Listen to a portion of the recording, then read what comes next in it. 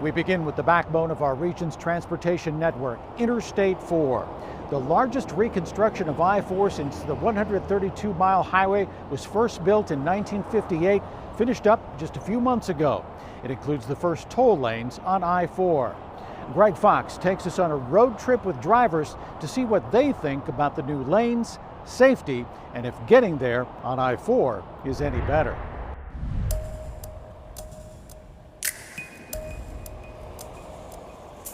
This congestion is just, it can be very nerve-wracking, especially when you're on a deadline. I mean, I have to get him to school, but also I'm trying to make it to work and be there so I can be there for my patients as well. Tiana Krajacek is an I-4 warrior on overdrive. The infectious disease nurse and mother of two drives her son William 37 miles from their Kissimmee home. I love you very much. I love you too, baby. I'll see you later. To his special needs school in Apopka. Then 27 miles to her job at Orlando Health Dr. Phillips every Monday through Friday. Monday through Friday, I get up at 5 a.m. and then we are always out the door by 6:30. And every morning I stop and I have to get my coffee at Dunkin' Donuts. If I don't, it is a hard day. You need that coffee to get through the crazy congestion. My 14-year-old will vouch for that. I'm not the one driving, so it doesn't affect me, but if it helps my mom, then I'm happy. If she's happy, I'm happy. Tiana is happy since the $2.4 billion I-4 Ultimate was finished. She says the general use or free lanes were great when they opened last year. But when the express toll lanes between Kirkman Road and State Road 434 opened in February, she was on it. The cost to drive all 21 miles is between $3 and $3.50 now, but the state will later this year begin charging more when traffic is heavier. As we sped past a traffic jam in the free lanes, I asked about the looming price increase. What about when it goes up? We've already prepared for that. We know that's a thing. If it saves us time so that we can be more efficient in our day, it's absolutely worth it. So what do you think about the new road? I love it. I really love it. Nicodeme Jean-Baptiste says he's okay with the tolls. All right, Martin. Call me when you're done with those people, okay? His business depends on it. He owns Convi Labs, which provides mobile blood collection services for people in their homes. Time is not just money. Time is health. You know, the money's there, but I mean, we're more focused on a patient's health.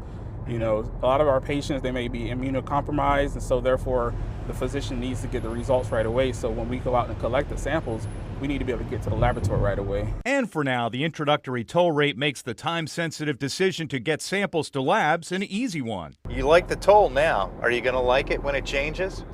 I know it may raise the prices, but to us, like I said, it still benefits our patients. That's what's important. All roads, at least in the state of Florida, lead to Orlando.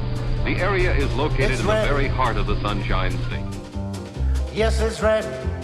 Got it all prepared. For drivers to understand exactly why the state believed Orlando needed the most expensive highway project in Florida history, you have to go back. So just let it all begin. To 1958, when I-4 construction began. For you and I, we're flying high. It was vital to the space program, Lord Disney and other attractions. It's stunning, yes, it's great. But by the early 80s, 1,000 people a day were moving to the Sunshine State. I-4 was mostly 2 lanes in each direction. Traffic swelled, widening, couldn't keep up. Driving it for 20 years, it seems to be getting worse every year. I don't think it's going to help at all. The new century saw enough money to replace the St. Johns River Bridge, but not much else. In 2003, a plan called Mobility 2020 to pass a half-cent sales tax to pay for a rebuild was rejected by voters. By 2012, I-4 wasn't just jammed. Spots like the notorious Fairbanks Curve proved I-4 was a killer.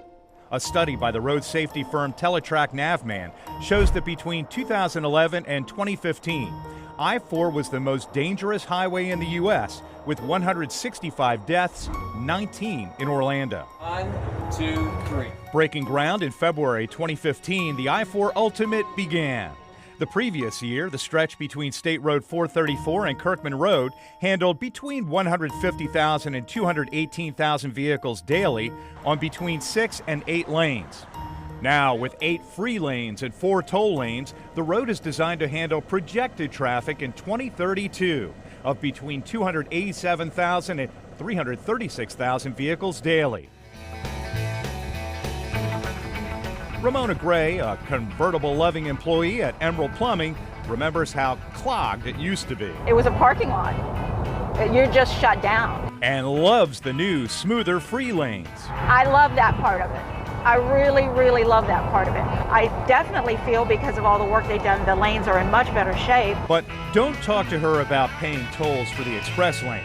It's just not worth it to me. The state claims it needed to put express toll lanes in to cover half the project cost, to provide the free lanes. But she thinks taxpayers got a raw deal. I feel like we're being charged twice.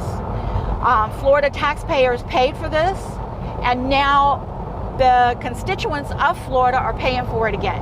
But I'm just not going to give them the satisfaction of taking more money out of my pocket to use a road that should be free for everybody to use.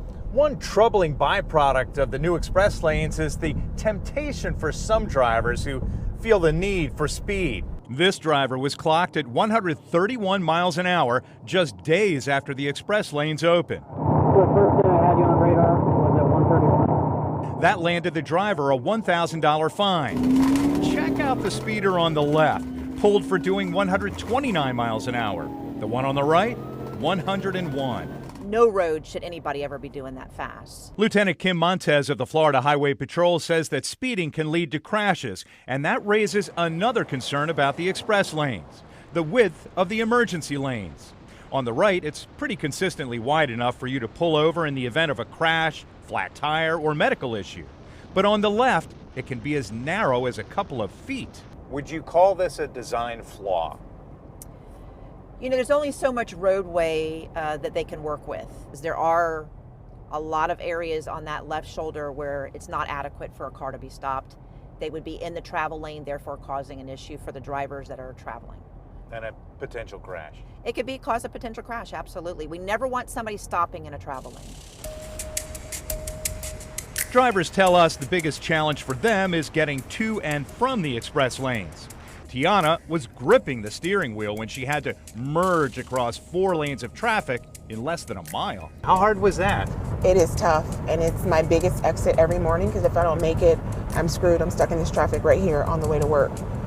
It involves a lot of maneuvering. I got to be quick and get in there where I can because these people will not let you over. You have to jump in there. Like Tiana, Nick, and Ramona, we're all getting used to the new I-4. A year behind schedule and $125 million over budget, but now open for business. Just in case you thought I-4 construction was over, it's not. The Department of Transportation is already working on interchanges for I-4 beyond the Ultimate, which will take the interstate 20 miles west from Kirkman Road past Disney to Polk County and 20 miles east to Volusia County at a cost of $4 billion.